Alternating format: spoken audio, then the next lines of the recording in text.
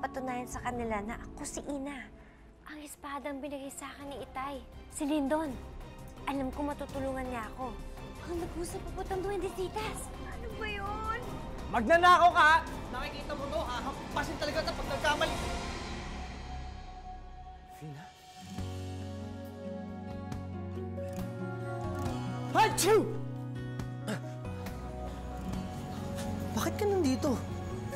Ano kasi, Ano ba namang kamay yan? Nakaharang sa lagusan.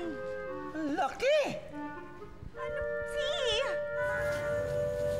Fina, kung saan kita hinahanap. Dahil akala ko, importante din sa'yo yung gabing nagkita tayo sa ilog. Yun pala, may asawa ka na. ha? Asawa? Wala akong asawa. Ha? Wala? Wala akong asawa. Bakit sinabi nung nakausap ko, si Mang Gusting, ang sabi niya? Mang Gusting. Wala nga akong kilalang Mang Gusting eh. Sino yung nakakausap ko? Ang sabi kasi niya, asawa ka daw niya. Ha? Wala akong asawa, no? Hindi ko nga alam kung sino si Mang Gusting. Bakit ba kasi umalis ka kaagad nung gabing nagkita tayo sa ilog? Akala ko pa naman, special din sa'yo yung gabing yun. Bakit ka ba nandito? Nandito kasi ako dahil gusto kitang makausap. Teka, ano nangyari dyan sa kamay mo? Sandali, mabuti pa. Aliga, tutulungan kita dyan. Dali, Medyo sakit ah. Aray! Dahan-dahan. Tara, itulak natin pa. Tara. Ibalik natin. Tara, dali. Tara. Ayan. Ibalik na natin to. Pataas ka. Tulungan mo na ako. Ang laki.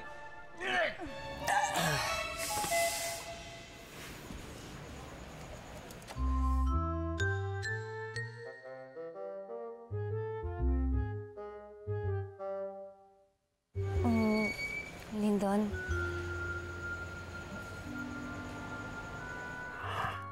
Si Papa El!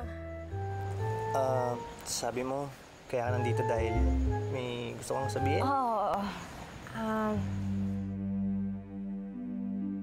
Yung tungkol sa dollhouse. Sa dollhouse? Oo. Ano kasi, ganda niya.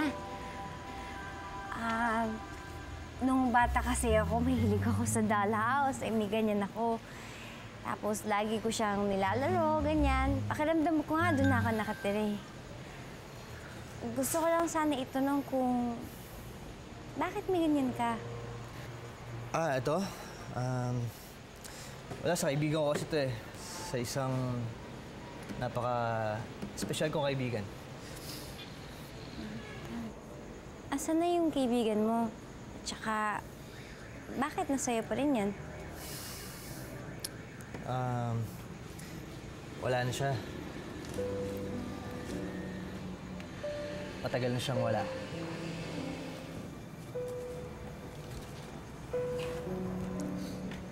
Pero hindi mo pa rin siya nakakalimutan. Hindi. Hindi ko siya makakalimutan.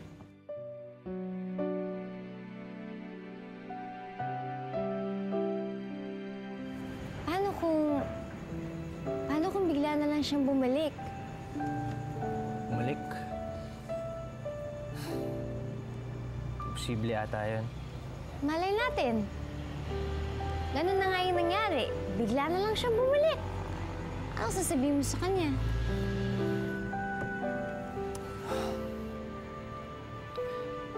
Siguro ang pinakauna kong sasabihin sa kanya, sorry ako. Dahil hindi ko siya nailigtas nun. Tsaka sasabihin ko rin na namimiss ko siya. Yan siguro.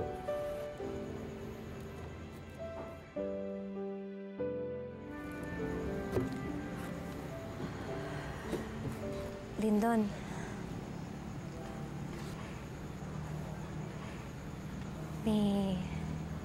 Tatapat sana ako sa'yo eh.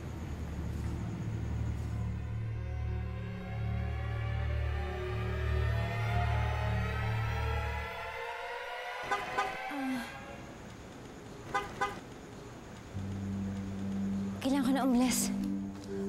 Fina, sandali. Fina, teka lang. Huwag ka muna umalis. Mag-usap muna tayo. Fina, teka lang. Fina, sandali. Hindi lang naman. Ang ginagawa niyan dito? Kailangan ko na umalis. Teka lang, mag-usap pa tayo. Fina!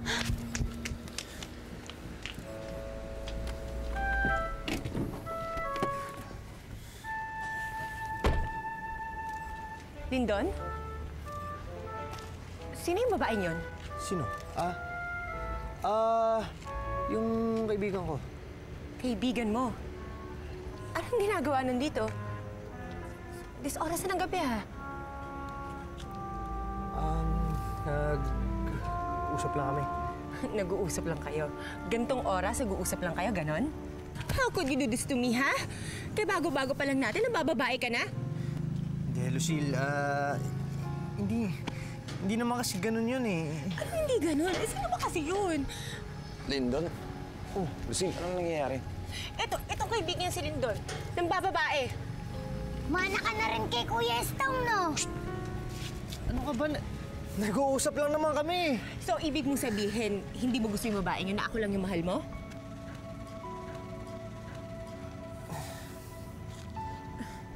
Lindon, sorry naman, oh. Sorry kung nag-isip ako na masama. Sorry kung praning ako. Sobrang in love lang kasi ako sa'yo, eh. Basta i-promise mo lang sa akin na ako lang yung sweet cake mo, ha? I love you. What? You mean, titit ka pala sa pagkadwende talaga? Tao ka talaga? Oo, isang sumpa lang yun, kaya maliit ako. So patembang sisteraka mo pa pala? Si Bruhildang Lucille? Oo. Paano ngayon yan, si Papa L? Hindi ko nga alam eh. Kanina nga nakita ko siya eh. Tapos sasabihin ko na sana sa kanya na ako si Ina. Kaya lang, Anich. Dumating si Lucille. Ano ngayon? Sabihin mo na lang pag-alis ni Lucille. Ay, ayoko naman kasi makagulo sa kanila eh. Ano ba yan?